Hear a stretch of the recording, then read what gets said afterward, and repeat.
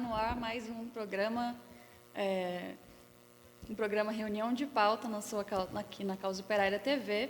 Eu me chamo Marília Garcia, sou apresentadora aqui do Reunião de Pauta de todas as suas manhãs, junto com a companheira Isadora Dias. A gente sempre, como de costume, né, vamos dar os recadinhos aqui do início do programa, chamando todo mundo a se inscrever aqui no canal, se tornar membro, né, do nosso canal para ajudar aqui a financiar a imprensa alternativa e também para quem está sentindo falta aí das notificações do YouTube, agora com o link 24 horas, não deixe ali de entrar no causaoperariatv.org.br e ativar o sininho das notificações que o nosso site mesmo vai dar para você sempre que começar um programa novo aqui na nossa TV 24 horas. A gente também chama todo mundo a se inscrever no curso Universidade Marxista.pco.org.br, o curso que o companheiro Rui está ministrando agora, sobre o tema do stalinismo. O tema é basicamente o que foi o stalinismo, que finalmente está fazendo uma análise aprofundada sobre o fenômeno, né, que ocorreu na União Soviética, que é o stalinismo, explicando aí, desfazendo uma série de mitos que se desenvolveram sobre o tema. Finalmente, como o tema é muito abrangente, vai ser uma história ali, vai ser uma análise sobre todo o século XX. Bem, sem mais delongas, vamos dar aqui bom dia para a companheira Isa, a nossa outra apresentadora aqui do Reunião de Pauta. Bom dia, Marília. Bom dia a todos os companheiros que estão nos acompanhando. Prazer estar aqui novamente no Reunião de Pauta. Nessa terça-feira, de 12 de saída de Marília, né? Sigam aí, curtam o nosso compartilhe, e isso aí ajuda a fortalecer a nossa TV e também contribua aí financeiramente, torne-se um membro para ajudar aqui, nos ajudar sempre a melhorar o nosso canal. Bem, bom, Marília, então bom dia para todo mundo e vamos para a pauta, né? Começamos com o coronavírus, dando aí os dados, as notícias. Exatamente. Hoje a gente começa, como de costume, aqui com os dados da pandemia. A gente tem dados alarmantes da pandemia, né? A gente já vinha noticiando que a imprensa golpista estava escondendo os dados da pandemia ali no final do ano e agora está mostrando aí, de fato, o que está acontecendo. A média móvel de mortes diárias tem sido acima dos 1.000 mortos diários, já com 1.004 mortos diários, com uma variação de mais 59% em relação à semana anterior, quer dizer, em relação, na verdade, a 14 dias atrás. E, na verdade, a tendência é de crescimento, quer dizer, que a média, ela, em vez de diminuir, ela cresce para além dos 1.000 mortos diários.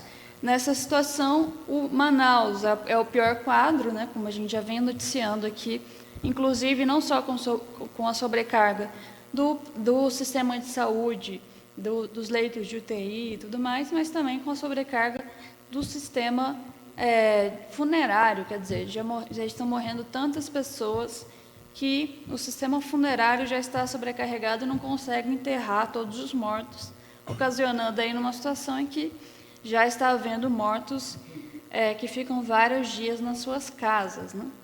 Bem, nessa situação escandalosa, né, a gente tem uma alta na taxa de contaminações, não só em Manaus, mas em todo o Brasil, como a gente já vem falando, subindo o número de contaminados. A gente tem Paraná, Minas Gerais, Rio de Janeiro, São Paulo, Mato Grosso, Amazonas e outros tantos estados, somando aí 14 estados que estão subindo o número de casos.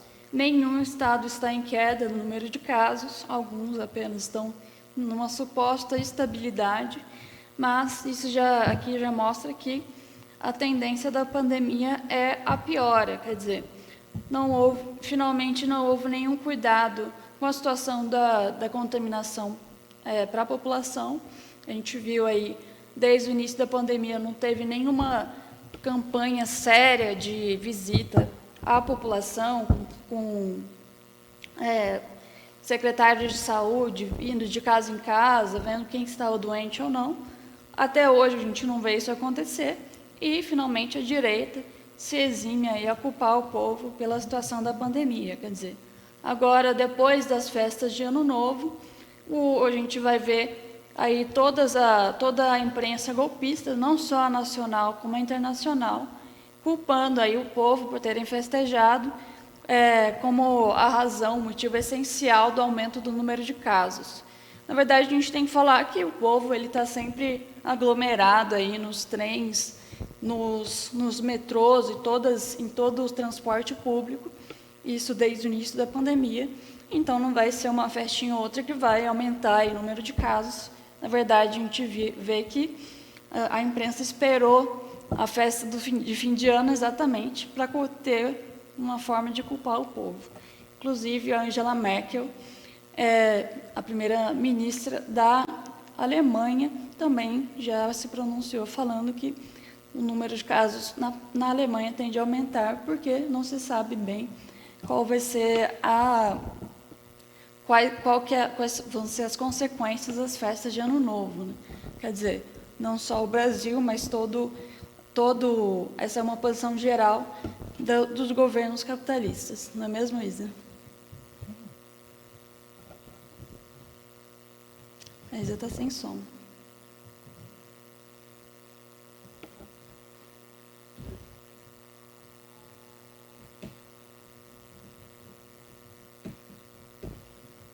Desculpa, voltando aqui. Então, na questão de Manaus, Marília, um novo variante de vírus lá detectado no estado do Amazonas. O vírus aí está sendo estudado por um laboratório japonês e foi comprovado aí que, de fato, ele é um vírus variante da região do Amazonas e principalmente de Manaus, onde nós temos uma situação muito crítica, né, do desenvolvimento da pandemia, e 47% dos contaminados em Manaus estão contaminados por esse novo variante do vírus. E, inclusive, ele tem se espalhado também pelo país e tem sido encontrado em outras regiões. E o alerta em relação a essa mutação viral é que esse vírus ele se transmite mais facilmente, parecido aí com a situação do vírus detectado também no Reino Unido, que apresentava aí 70% maior chance de infectar. E a gente já até comentou aqui, né, no reunião de pauta, quando a gente fala dessa questão das mutações, que isso é um resultado do descaso aí com a pandemia, porque a coisa fica tão solta que, de fato, aí muitas pessoas se contaminam e aumenta aí a chance de uma mutação viral. E isso é perigoso porque, em certo ponto, o vírus pode tornando-se, já como apresentado, ele tem mais chance aí de contaminar, mas dependendo aí da mutação, eles pode tornar cada vez mais letal. Então, está aí um perigo dessa política de imunidade de rebanho, né, que foi apresentada aí por alguns setores da direita, inclusive o Bolsonaro falava muito, né, dessa imunidade de rebanho, que é quando boa parte da população se contamina e cria a imunidade, mas na verdade isso daí é uma política genocida porque você aumenta a chance de, como eu disse, agravar aí a situação do vírus, né, tornar mais perigoso para os seres humanos. E também outra coisa que eu gostaria de destacar sobre a pandemia, a companheira Marilei comentou da questão de que agora a direita, o governo está culpando, né, a população, eles ficam aí falando, fizeram uma campanha contra as festas, campanha com a esquerda, pequeno burguês entrou também junto com a direita, estava aí culpando a população, culpando o Neymar, que o Neymar seria genocida, responsável por todas as mortes no país, de tanto que eles estavam falando do Neymar. E esse fim de semana teve a primeira fase da FUVEST, aqui em São Paulo, a prova aí que é aplicada para a entrada na USP, e nós vimos aí um total descaso com a situação, porque eles, apesar de toda a demagogia, de falar que todas as medidas de proteção estavam sendo tomadas, eles colocaram aí dezenas de alunos dentro de uma sala de aula, apesar aí de ter a distância de uma carteira de um aluno, de um estudante, né, que estava ali fazendo a prova, mas as salas eram totalmente ineficazes para, de fato, você ter uma segurança aí dentro uma segurança na aplicação da prova. Inclusive, eu fiz o vestibular e a sala que eu estava, quando começou a chover, na tarde de domingo, todas as janelas foram fechadas. As janelas já eram ruins para, de fato, ventilar a sala de aula, mas aí no momento da chuva ficou todo mundo fechado aí dentro de uma sala de aula. Isso aí representa total demagogia do governo, né? Porque durante os dias principais aí do final de ano, dia 25, dia 1º de janeiro, o estado aqui de São Paulo declarou a fase vermelha, então tudo tinha que ter fechado, não podia ter festa. Inclusive, eles estavam limitando aí número de pessoas para fazer festa dentro da sua própria casa.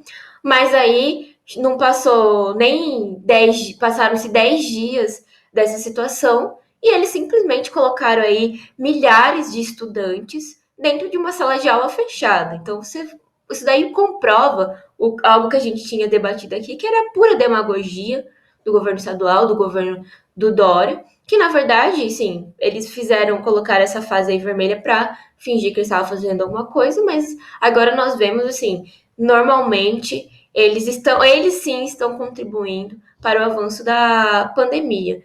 E a Marília comentou aí da questão dos ônibus, e esses dias nós vimos. Esses dias não, né? Todos os dias você tá na rua, você vê ônibus lotados, né? E a gente até comentou que poderia ser. Era ônibus padrão Neymar, porque era ônibus todo lotado. Algo assim, claro que é uma brincadeira, porque tenho certeza que nem na festa do Neymar, algo que foi destacado aí, tinha tanta gente aglomerada como a gente vê nos ônibus aqui em São Paulo, né? E, aliás, a gente vê aqui em São Paulo, mas tenho certeza que a situação se repete aí em outros estados. Bem, Marília, você que é coordenadora aí da JR, tem o Coletivo da Juventude tem uma política também, né, diante as voltas às aulas, principalmente agora a questão do vestibular, né? Exatamente, né? É importante falar que a gente se opôs em toda a situação da pandemia, tanto a volta às aulas presenciais quanto a política do ensino à distância, né, que eles chamam de EAD, exatamente pelo motivo de que o EAD não é uma falsificação e, na verdade, facilita a volta às aulas presenciais, que é a questão essencial para a burguesia, quer dizer, representa 1,5% do PIB mundial, então não importa quem morrer por conta da volta às aulas, eles querem voltar exatamente para ganhar dinheiro.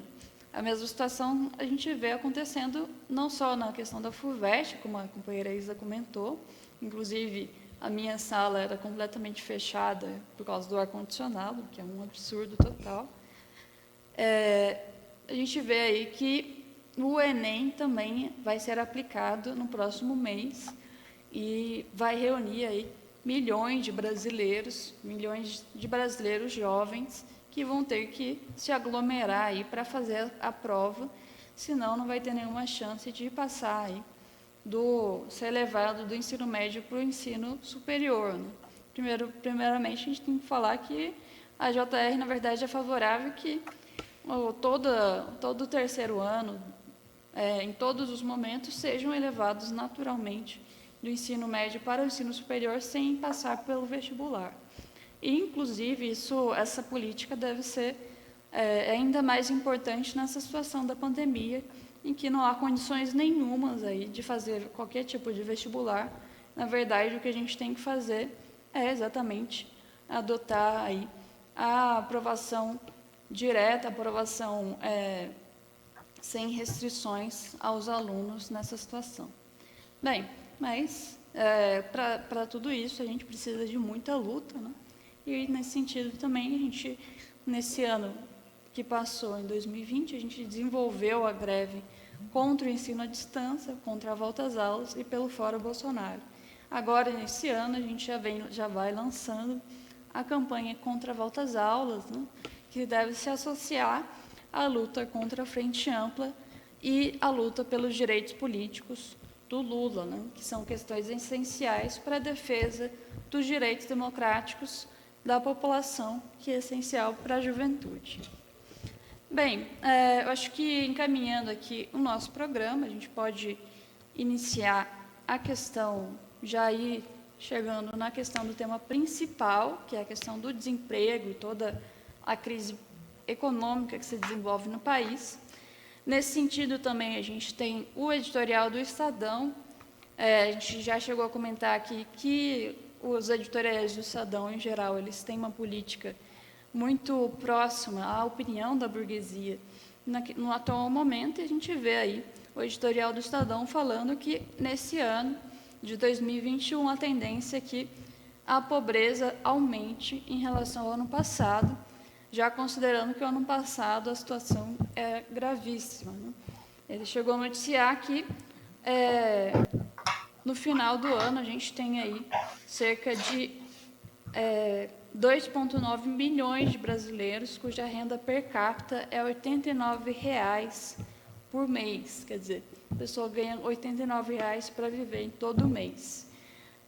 Outros 10% das famílias, o que diz respeito aí a 10% das famílias brasileiras. Outra na faixa seguinte de renda, que é R$ 178 reais por mês, por pessoa, a gente já vê aí, quer dizer, metade de um salário mínimo, a gente já vê aí 21% das famílias brasileiras, aí, ou 6,3 milhões de pessoas. E na faixa seguinte ainda a gente tem uma grande quantidade de pessoas com ganhos muito modestos para sustentar sua família inteira. Quer dizer, é nessa situação que se encerra 2020 e é nessa situação que se inicia 2021 e, em agravo, a gente já inicia 2021 também com o anunciamento da empresa Ford, uma das maiores empresas mais importantes aí da produção de carros mundial. Ela, no caso, é a quinta maior do Brasil e tem uma relação antiga aqui com o Brasil. Ela anunciou no dia de ontem, na segunda-feira, a saída completa e o fechamento das fábricas do Brasil,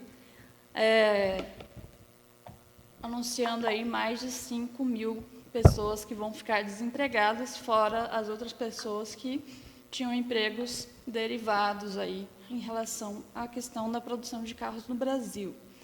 Bem, é importante colocar isso daí e também, como a gente colocou aqui no título, né, o Banco do Brasil ele já anunciou aqui um programa de PDV, quer dizer, de demissão voluntária para os seus empregados, né, que são concursados, já que é um banco estatal, também já colocando que ele vai fazer um arroxo de gastos na empresa, fechando uma série de agências, exatamente como eles falam, né, na tentativa de cortar a crise, mas a gente já sabe aí o que significa esse sucateamento do serviço. A mesma coisa está acontecendo com a Caixa, que já numa situação bem mais avançada, que isso daí é uma forma de facilitar aí a privatização do Banco Nacional. Quer dizer, já se mostra aí uma iniciativa nesse sentido,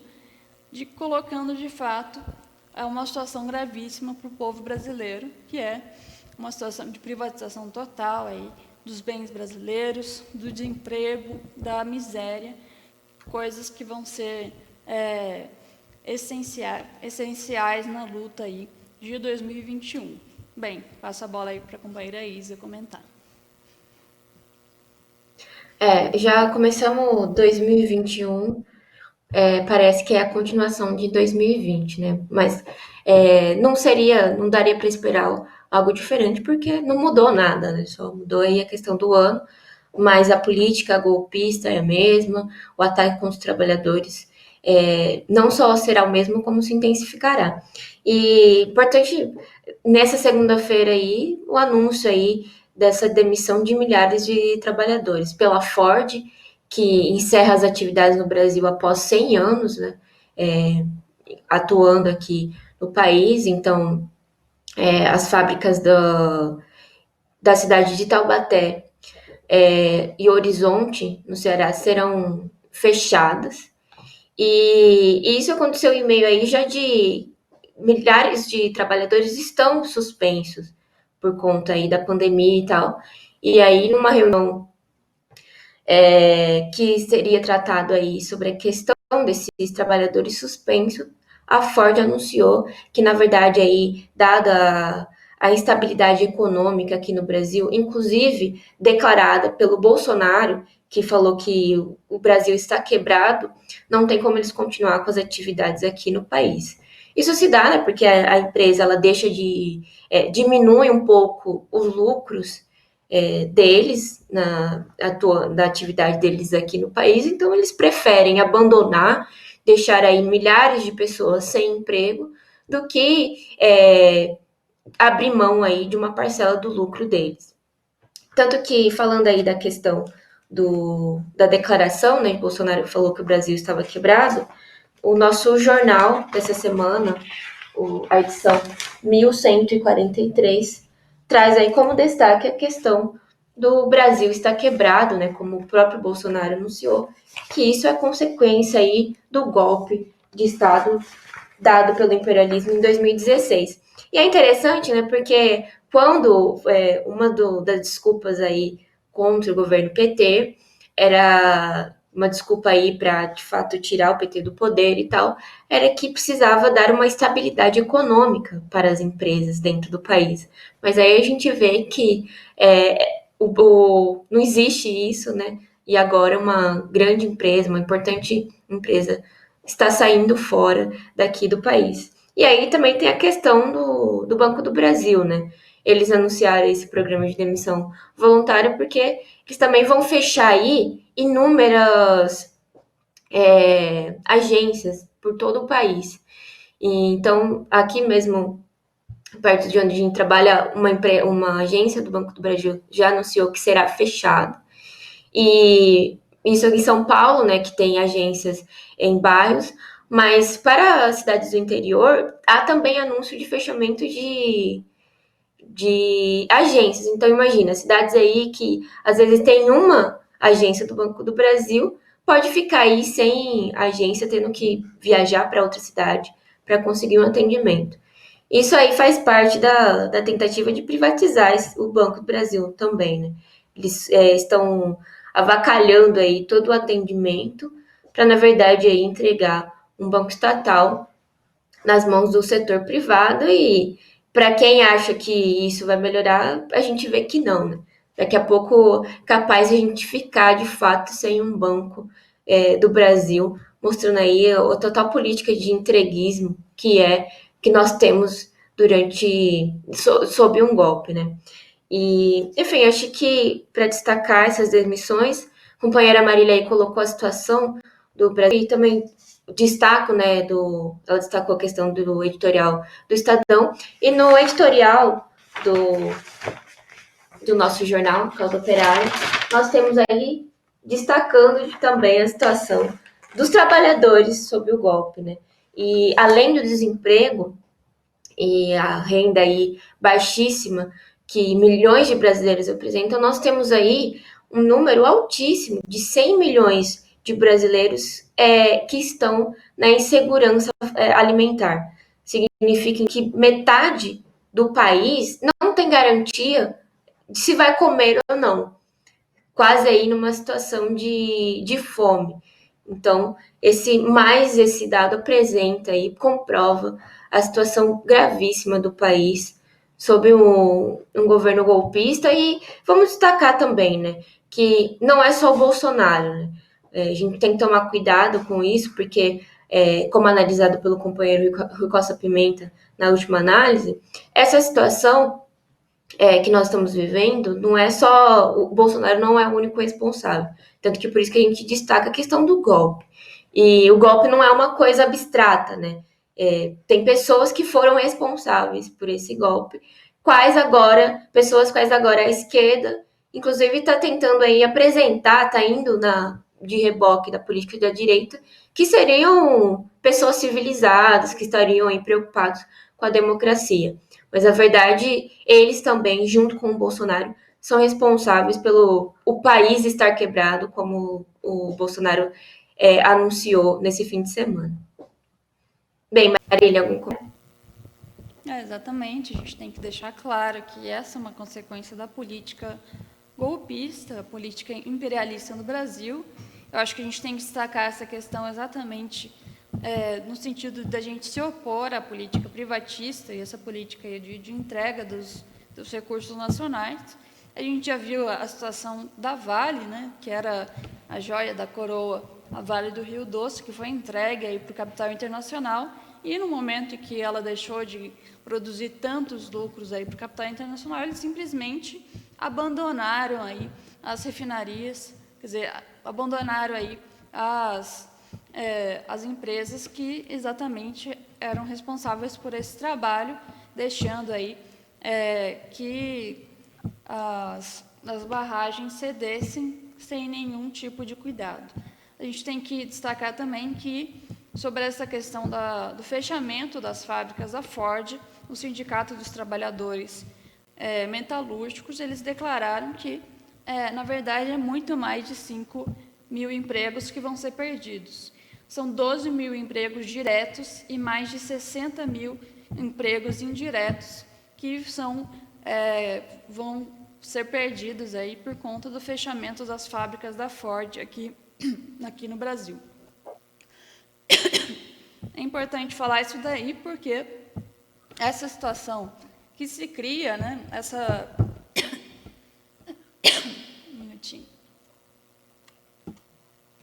essa prerrogativa que se cria aí com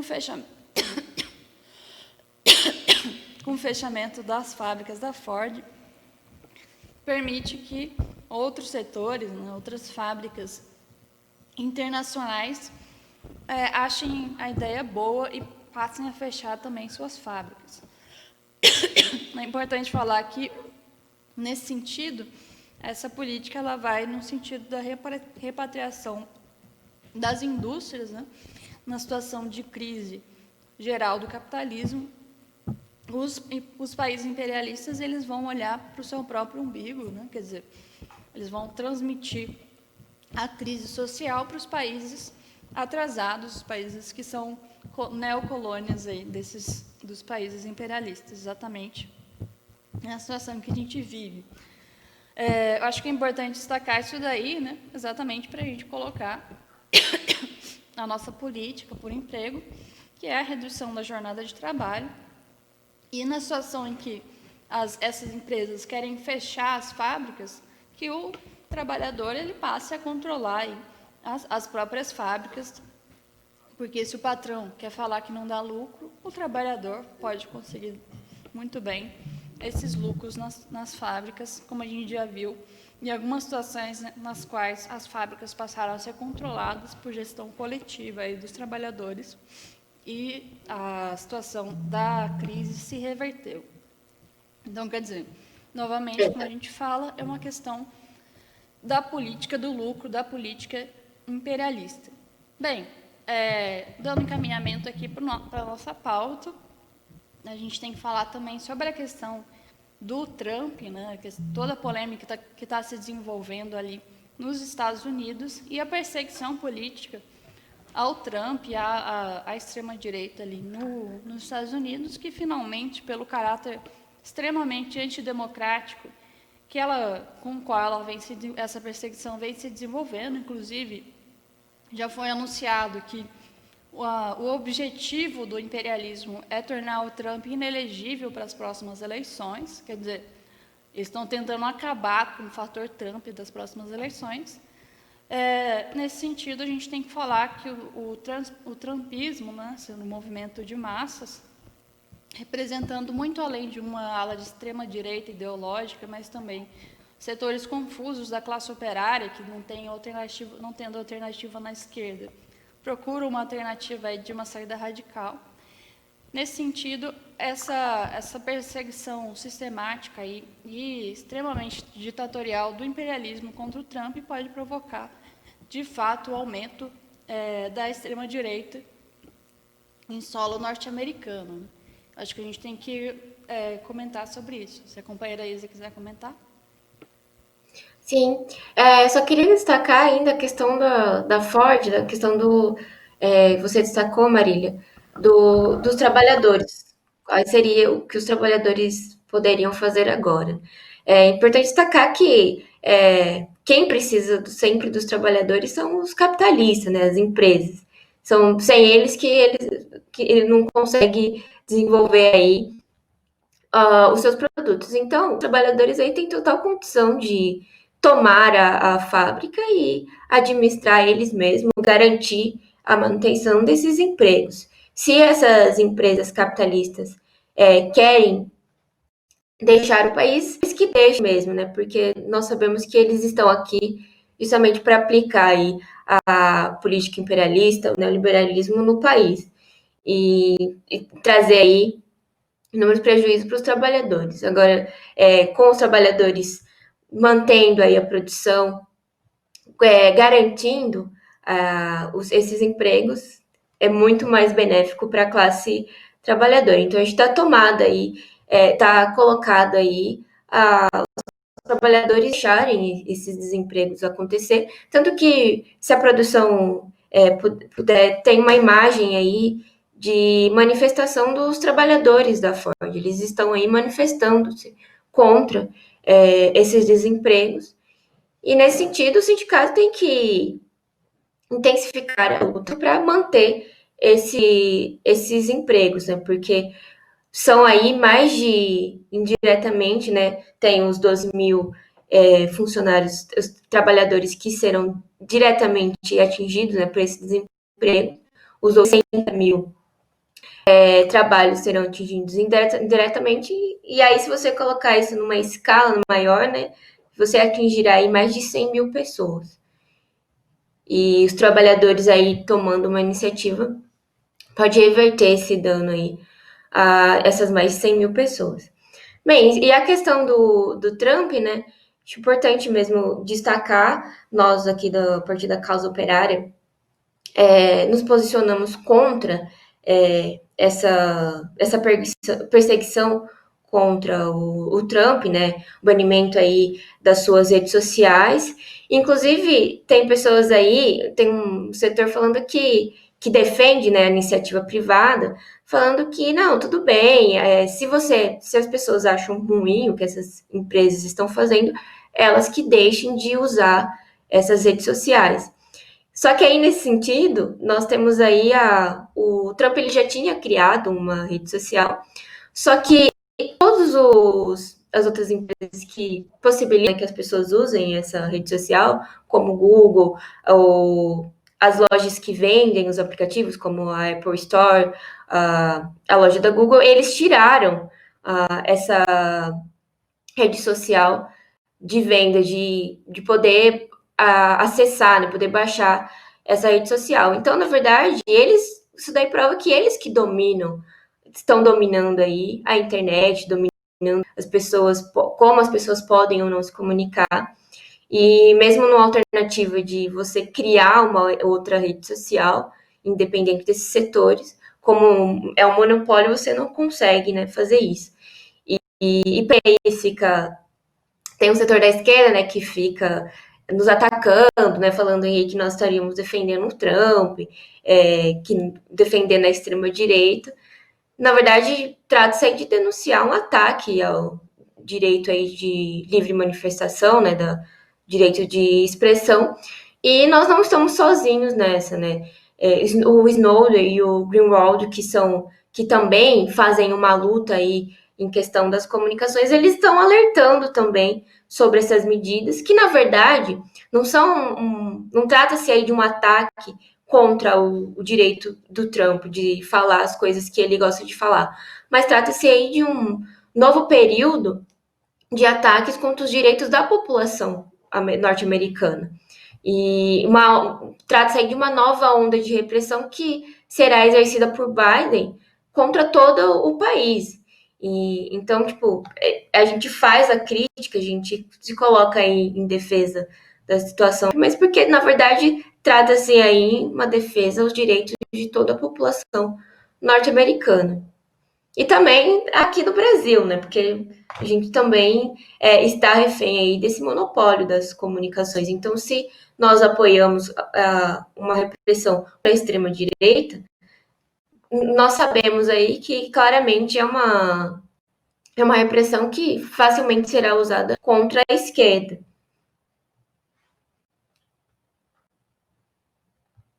É importante a gente destacar também, Marília? né? O pessoal está me ouvindo?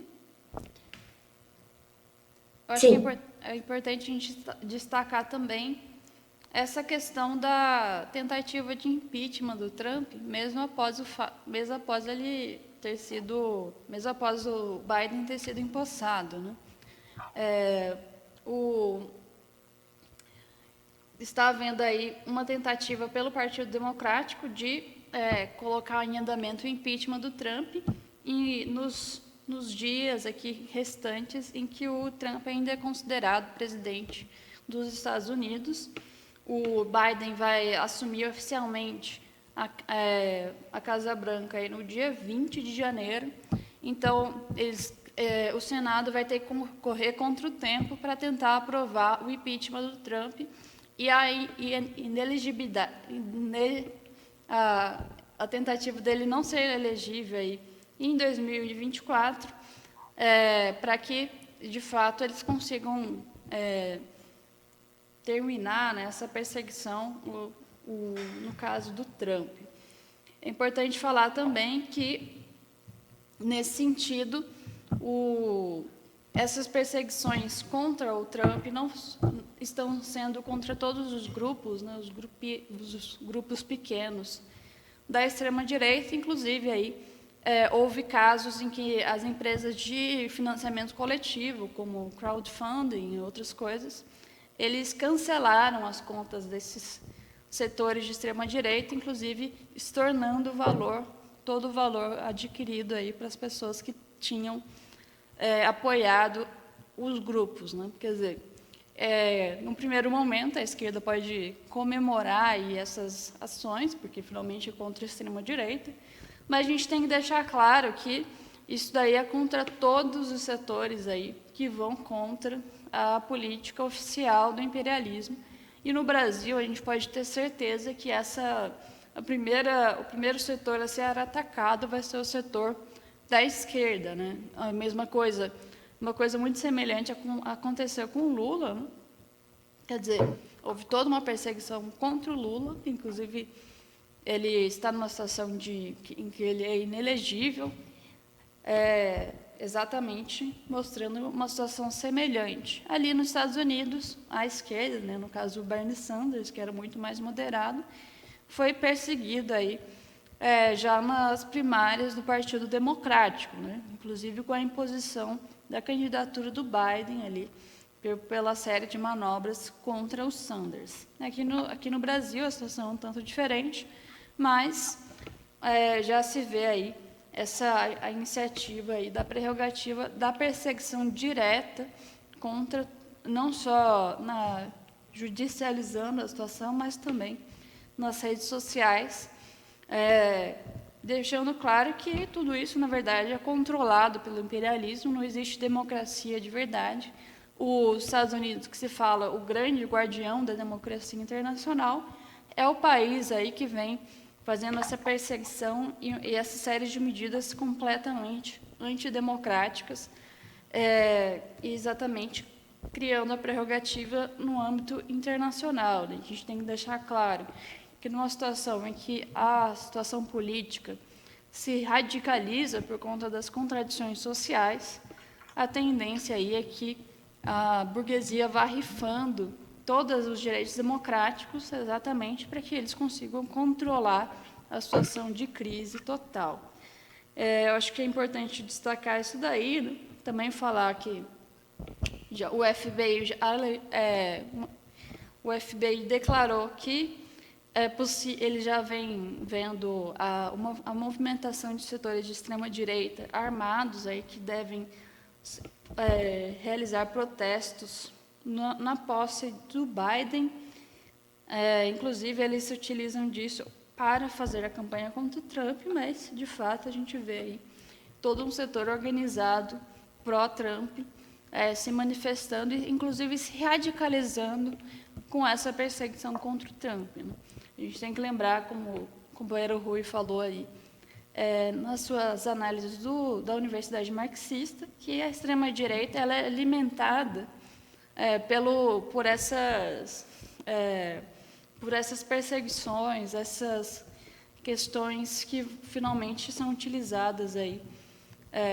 O companheiro Rui falou que é alimentada pelo recalque aí da população, quer dizer, no caso da Alemanha, houve toda a questão da guerra e a perseguição contra o povo alemão, e agora a gente pode ver que essa situação aqui pode ser utilizada pela extrema-direita como uma forma exatamente de alimentar o seu próprio movimento, né? Então, quer dizer, a situação é complexa, a gente vê aí que o imperialismo ele não está nem aí para qualquer tipo de direito democrático. Essa questão da esquerda apoiar esse setor é uma desmoralização total para a esquerda, o que mostra, de fato, que é necessário não uma esquerda ligada aí ao imperialismo, mas uma esquerda revolucionária, uma esquerda de luta real, que seja uma alternativa operária para a população. Exato. Bem, precisamos encerrar a reunião de pauta de hoje, mas eu gostaria, antes disso, destacar, desejar um bom dia para os companheiros que estão nos acompanhando, companheiro Arthur Freitas, Diego Cipriano, dessa vez eu consigo, Renata Diniz também está aqui, companheiro Carlos Santos, Celia, Ruth Pride, Lúcio Souza, quem mais? Companheira Angelina Dias também está aqui. Então, bom dia para o pessoal que nos acompanhou.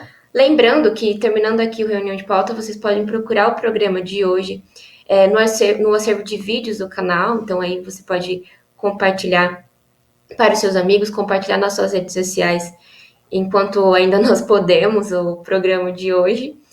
E também destacar, lembrar aí que hoje tem mais uma aula da Universidade Marxista, uma aula ao vivo, então a partir das 19 horas, lá na plataforma Universidade Marxista. Quem não se inscreveu, corre que dá tempo, inclusive as aulas passadas ficam gravadas na plataforma, então você pode acompanhar as aulas, você não vai perder aí nenhum conteúdo. Mas convidar os companheiros a participar ao vivo, pois ao vivo vocês podem ir tirar suas dúvidas com o companheiro Rui Costa Pimenta, se esclarecer ainda mais sobre o tema stalinismo. Bem, é isso. Muito obrigada, Marília. Bem, muito obrigada, Isa. A gente vai encerrando o programa por aqui. Fique ligado à continuidade do nosso canal. A gente, em seguida, vai ter a reprise de uma aula da Universidade Marxista, uma palestra dada aí por alguém da direção do partido. É sempre uma aula muito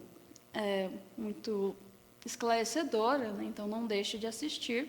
E como a companheira Isa falou, ainda dá tempo de se inscrever na Universidade Marxista atual, né? Quer dizer, no curso que a gente está dando agora, que é o que é o stalinismo. Hoje tem aula, então se inscreva hoje mesmo para não perder aí essa terceira aula da Universidade Marxista. A gente vai ficando por aqui e até mais. Tchau, tchau. Tchau, tchau.